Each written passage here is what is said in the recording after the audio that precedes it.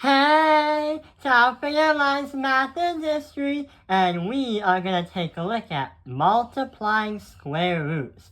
So, going back to the algebra unit where we are trying to learn the basics and the foundations in order for us to exceed in higher level math next year, what we're going to do is going back to multiplying square roots. But do you remember how to square root a number? Well, when you think of square roots, you probably might have seen it like this. And what it does is it literally tells you, if I were to have 25, then what two numbers will get me to 25 that are exactly the same? Well, 5 times 5 equals 25, and since we're trying to find a square root, then it makes sense that it's going to be 5, which should be the answer. And that's correct. The radical, which is another way of saying the square root of 25, equals 5, because 5 times 5 is 25. So we've learned how to do that in late middle school and early high school.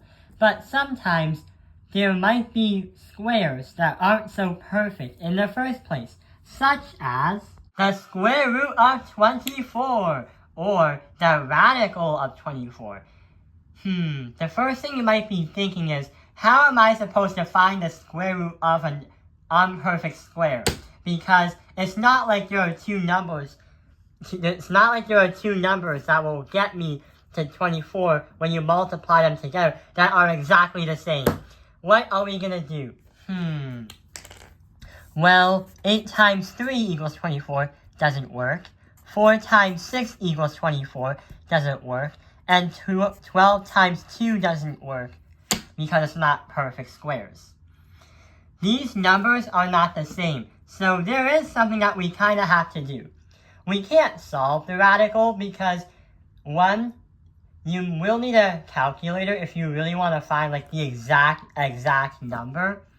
But two, we have to simplify it. We can't solve the radical, but we kind of have to simplify it. So, if you did 24, what two numbers here is a perfect square, but can also be a common factor of 24? Yeah, even though 4 and 6 are not perfect squares, a 4 is a perfect square. So we are going to put the 4 right here and the 6 right there. The radical of 4 right here and the radical of 6.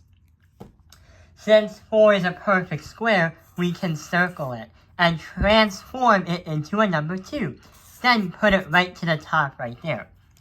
Since we can't do anything else to the 6, we keep it. So we have 2 radical 6, which is our final simplified answer. We can't solve it, but we can definitely simplify. If you were to put radical 24 in the calculator, you would be able to get decimals. But if you were to get 2 times radical 6 in the calculator, you would get the exact same thing. Let's try another problem right over here. So, we do have a feeling that 48 is not a perfect square. So what we have to do is try to find a set of numbers that multiply to radical 48 that will help us find a perfect square and simplify. Why don't we try 4 times 12? So radical 4 times radical 12. When you have two radicals of different numbers, then it's going to be the radical of that. Like radical 4 times radical 12 is going to equal to radical 48. This can be simplified and transformed into 2. So that 2 is going to be multiplied with the other 2 to make it a 4. But now we have 2 radical 12.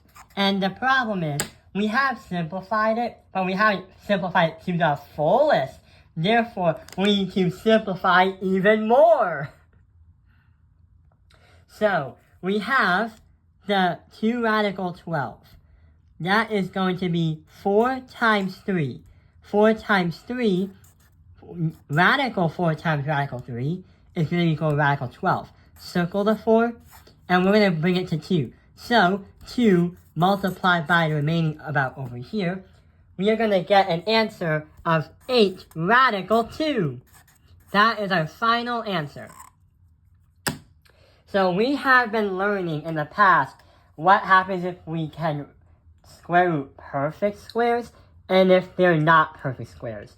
But when we multiply the square roots, there can be a lot more involved, such as right over here. How are we going to do it? Well, what we're going to do is, since we know how to do it like this, we can use the same routine and try to solve it just like the way we did before. So we have radical 18. We can do radical 9 times radical 2. And then transform the 9 into a 3. Then multiply the 3 with the 2. Then we have 6 radical 2. And that is what's left over right over here. What about radical 63? We can say radical 9 and radical 3. Wait, radical 9 and not radical 3. 9 times 7 equals 63 as a check. So instead, you're going to say radical 9 and radical 7. Since 9 is a perfect square, circle it and turn it into a 3. Left over, radical 7. So now, since we have two things that are being multiplied, what are we going to do? Yeah, we're going to multiply the 6 and the 3 together and multiply the 2 and the 7 together. 6 times 3, 18.